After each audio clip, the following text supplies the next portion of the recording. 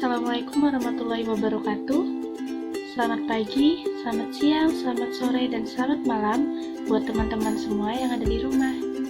Saya izin memperkenalkan diri terlebih dahulu. Nama saya Taruni Remaja Retno Puspita Ningtyas. Saya dari program studi D3 Teknik Bangunan dan Landasan Angkatan 11 Bravo, Politeknik Penerbangan Indonesia Curug. Di sini, saya akan sedikit berbagi ilmu pengetahuan tentang dunia penerbangan kepada teman-teman semua. Setiap bandara yang ada pasti memiliki fasilitas sisi darat dan sisi udara, atau yang biasa kami sebut sebagai landside dan airside. Nah, yang akan saya jelaskan kali ini adalah tentang salah satu fasilitas sisi udara, yaitu tentang runway. Jika ingin tahu lebih lanjut, simak terus video ini ya.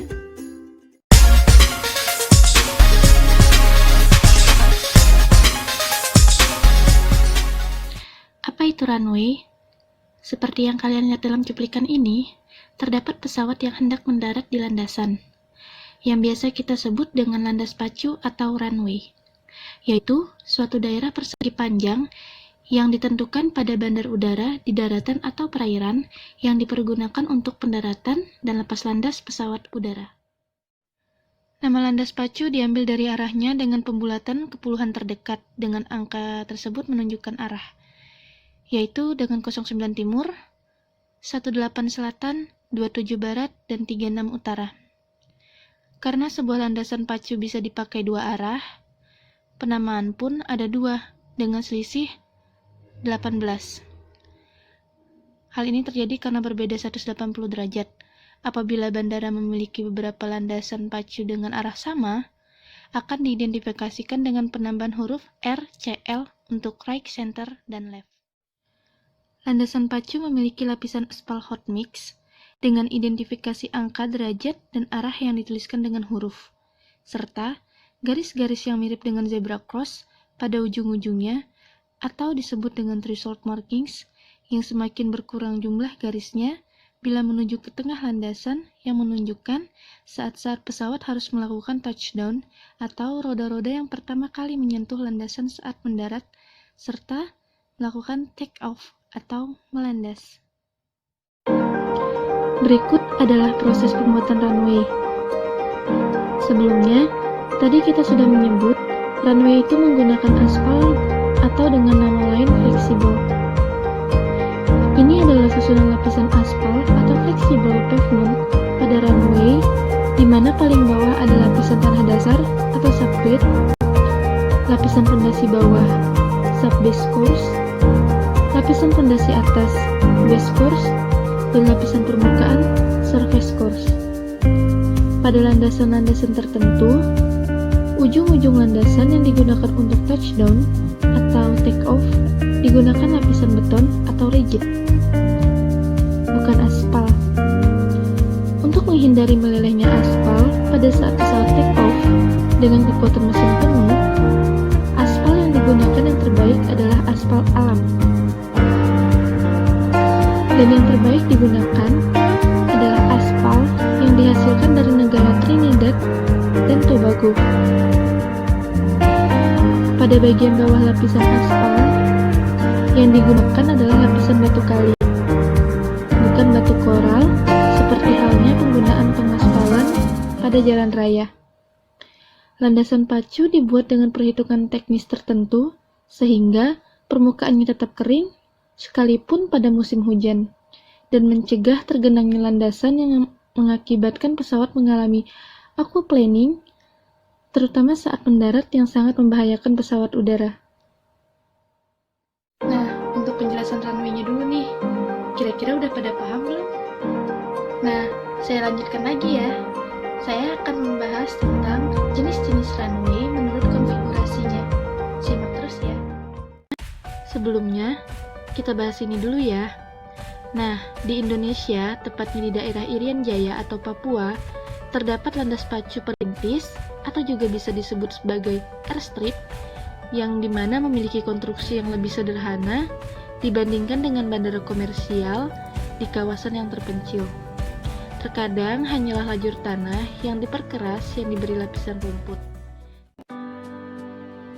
Nah, Menurut Horonjev sendiri, pada tahun 1994, sistem runway terdiri dari perkerasan struktur, bahu landasan atau shoulder, bantal hembusan atau blast pad, dan daerah aman runway, yaitu runway end safety area.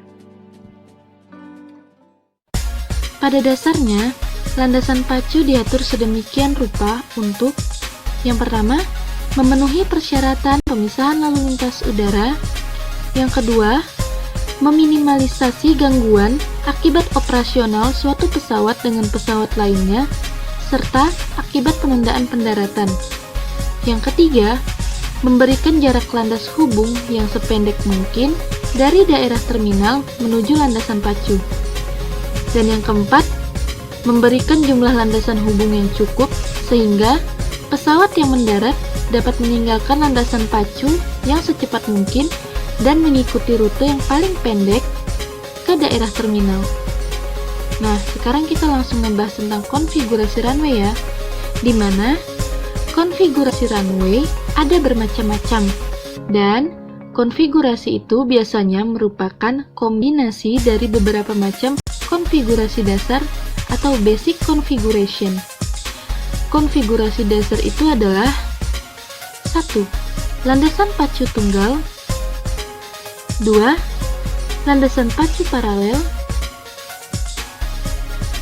3. Landasan pacu 2 jalur. 4. Landasan pacu yang berpotongan. Dan yang terakhir, yaitu yang kelima, adalah landasan pacu V terbuka. Berikutnya, saya akan menunjukkan kerusakan-kerusakan apa saja yang biasa terjadi pada runway. Yang pertama ada cracking, yaitu disebabkan oleh penurunan pondasi, beban yang melebihi, penyusutan permukaan, dan konstruksi sambungan yang kurang baik. Cracking ada beberapa macam, yaitu ada retak memanjang, retak melintang, retak kulit buaya, retak setingkat, retak melengkung, dan retak cermin. Dan yang kedua ada disintegration, yaitu disebabkan pemodatan aspal dan campurannya yang kurang baik. Temperatur aspal yang melebihi persyaratan dengan bentuk material yang lepas tidak melekat dengan aspal atau yang disebut dengan raveling. Yang ketiga ada distortion, terjadi akibat penurunan konstruksi, pemadatan batu pecah yang kurang baik, thick-up yang kurang baik, dan tanah dasar yang menurun. Stabilitas aspal yang kurang baik diikuti rotting, corrugation and surfing, compression, dan swelling. Yang terakhir yaitu skid resistance, adalah penurunan kemampuan dari permukaan perkerasan-perkerasan untuk memberi kekesatan yang baik pada semua kondisi, terutama saat kondisi hujan. Nah, itu tadi kerusakan-kerusakan yang biasa terjadi pada runway. Pasti kalian bingung kan bagaimana cara perawatan dan pemeliharaan runway? Saya akan berbagi informasi kepada teman-teman semua juga tentang cara perawatan dan pemeliharaan terhadap runway. Untuk menjaga runway dari kerusakan dan mencegah terjadinya kecelakaan pesawat, maka terdapat perawatan yang selalu dilakukan. Landas pacu pada setiap bandara umumnya dibersihkan dari debu atau kerikil, bahkan benda-benda asing lainnya yang akan membahayakan keselamatan penerbangan. Dalam dunia penerbangan, benda asing tersebut dikenal sebagai FOD. Kegiatan pemeliharaan landas pacu baik rubber deposit maupun runway sweeper tergantung dengan pergerakan pesawat udara di bandara, khususnya pada pergerakan pesawat di landas pacu atau runway. Di antaranya ditentukan pada daerah manuver atau maneuvering area, yaitu bagian dari bandar udara yang digunakan untuk tinggal landas atau take off, mendarat atau landing, dan bergerak di landas penghubung taxiway. Kondisi pelaksanaan pemeliharaan landas pacu atau runway dilakukan untuk meningkatkan kembali karakteristik tingkat kekesatan atau kekerasan landas pacu pada kondisi semula sesuai ketentuan yang telah diterapkan dalam ICAO, agar pesawat udara tidak tergelincir keluar dari landas pacu ketika mendarat atau landing, dan mesin pesawat tidak dimasuki kotoran dan batu kerikil. Metode analisis menggunakan pendekatan analisis deskriptif kualitatif, ditinjau dari aspek fasilitas pembersihan rubber deposit, pembersihan runway sweeper, aspek personil pelaksana, pemeliharaan, dan aspek sistem dan prosedur pemeliharaan landas pacu bandara.